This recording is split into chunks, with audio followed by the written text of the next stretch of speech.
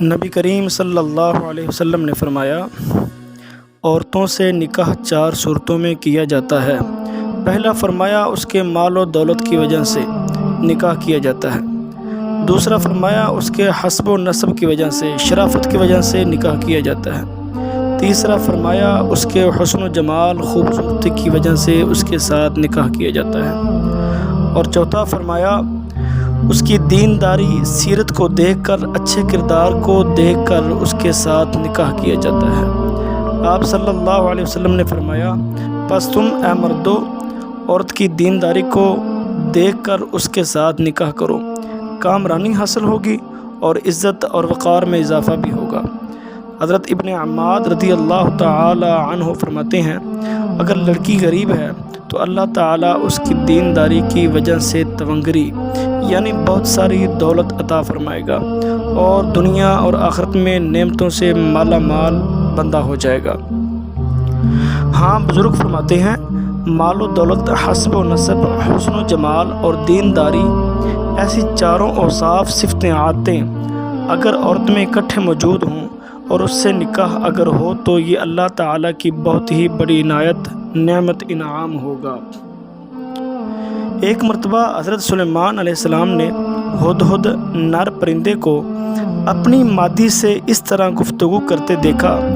ہدہد نر پرندہ اپنی مادی سے یوں کہہ رہا تھا، اگر تجھ سے ذکر خدا کرنے والا بچہ پیدا نہ ہونا ہوتا تو تجھے میں پسند نہ کرتا۔ امام غزالی رحمۃ اللہ علیہ فرماتے ہیں، 6 قسم کی عورتوں سے نکاح کرنا مناسب نہیں، اور وہ یہ ہیں: حنانہ، منانہ، حداقہ، صداقہ، برکہ، کنانہ۔ پہلی حنانہ، یہ وہ عورت ہے جو شور مچائے، ہائے وائے کرتی پھرے، گھر میں چھوٹی سی بات پر کبھی شوہر کے ساتھ، کبھی ساس کے ساتھ، کبھی نند کے ساتھ، کبھی دیور جیٹھ کے ساتھ، کبھی سسر کے ساتھ جھگڑا کرے، شور مچائے، چیخے چلائے۔ دوسری منانہ، یہ وہ عورت ہے جو اپنے جہیز وغیرہ کا خاوند پر احسان جتلائے، شوہر کو کہے، میرے والدین نے اتنا سامان دیا ہے، اتنی تمہاری سوچ بھی نہیں، اتنا سامان دیا ہے،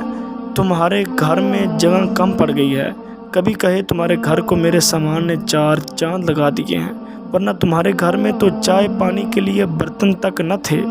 مطلب بات بات پر اپنے میکے اور سامان کی باتیں اپنے شوہر کو جتلائے، اسے نیچا دکھانے کے لیے ہر وقت سامان کی تعریفوں میں لگے رہے۔ تیسری حداقہ، یہ وہ عورت ہے جس کی نظریں بھٹکتی پھریں، یعنی شرم و حیا والی نہ ہوں،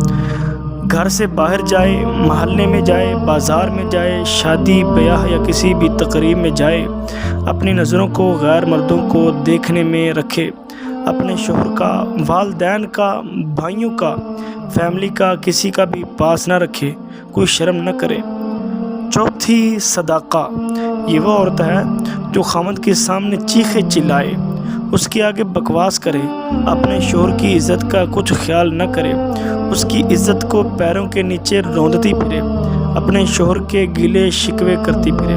شوہر جتنا بھی اس کو دے سب کچھ لے کر پھر بھی یہی کہے کہ تم نے میرے لیے کیا ہی کیا ہے، تم نے میرے لیے کیا کیا ہے، اس کے تمام احسانات کو، پیار کو فراموش کر دے۔ پانچویں براقہ، یہ وہ عورت ہے جو زرق برق لباس کی مشتاق ہو، ہر وقت مختلف قسم کے کپڑے پہننے کی شوقین ہو، اچھا لباس، اچھی جوتی، اچھا کھانے کی شوقین ہو، صبر، شکر اور نیکی سے خالی ہو، اپنے شوہر کی مہینہ بھر کی تنخواہ کو اپنے کپڑے، جوتی اور فیشن میں اڑا دے، اور پیچھے گھر کا کچھ خیال نہ ہو کہ کچھ بچانا رکھنا بھی ہے یا نہیں۔ چھٹی کنانہ، یہ وہ عورت ہے جو اپنے گھر والوں کی، اپنے باپ دادا کی لڑائیاں لوگوں میں بتاتی پھرے کہ وہ ایسے تھے، ویسے تھے، اپنے گھر کے راز، گھر کے معاملات لوگوں کو بتاتی پھرے، مطلب اپنے خاندان کی عزت و وقار کو خود ہی برباد کرتی پھرے،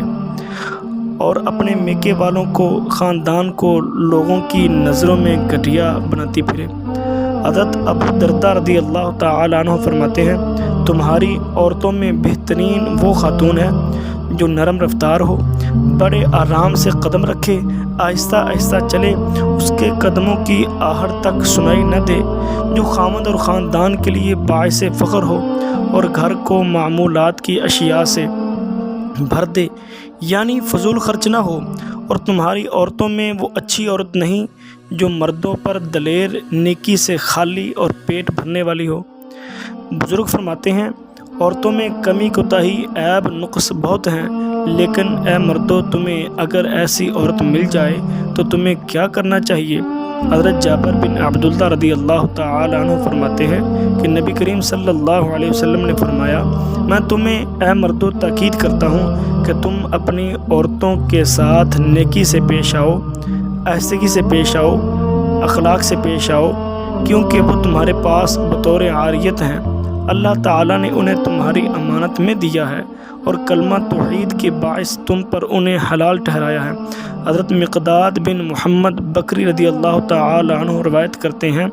نبی کریم صلی اللہ علیہ وسلم نے فرمایا، اللہ تعالیٰ تمہیں حکم دیتا ہے کہ اپنی عورتوں کے ساتھ اچھا برتاؤ اور عمدہ سلوک کرو۔ حضرت ابو ہریرہ رضی اللہ تعالی عنہ بیان کرتے ہیں، نبی کریم صلی اللہ علیہ وسلم نے فرمایا، تم عورتوں سے اچھا برتاؤ کرو۔ سن لو، عورت ٹیڑھی پسلی سے بنائی گئی ہے، اور پسلیوں سے سب سے ٹیڑھی پسلی وہ اوپر کی ہی ہے، اور وہ ہے زبان، یعنی عورت زبان دراز ہو تو اس کی زبان درازی پر صبر کرو۔ آگے نبی کریم صلی اللہ علیہ وسلم نے فرمایا،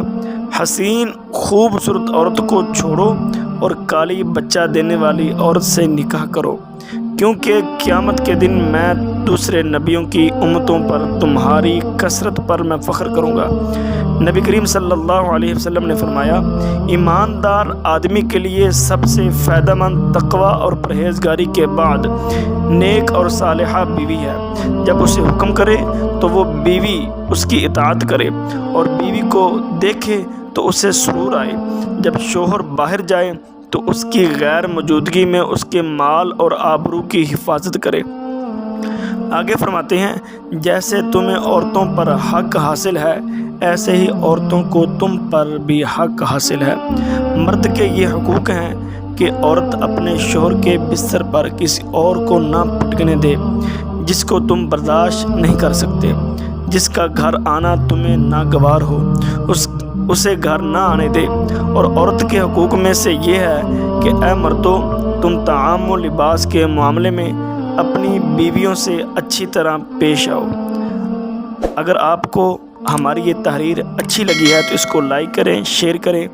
اور سبسکرائب لازمی کر دیں۔ شکریہ۔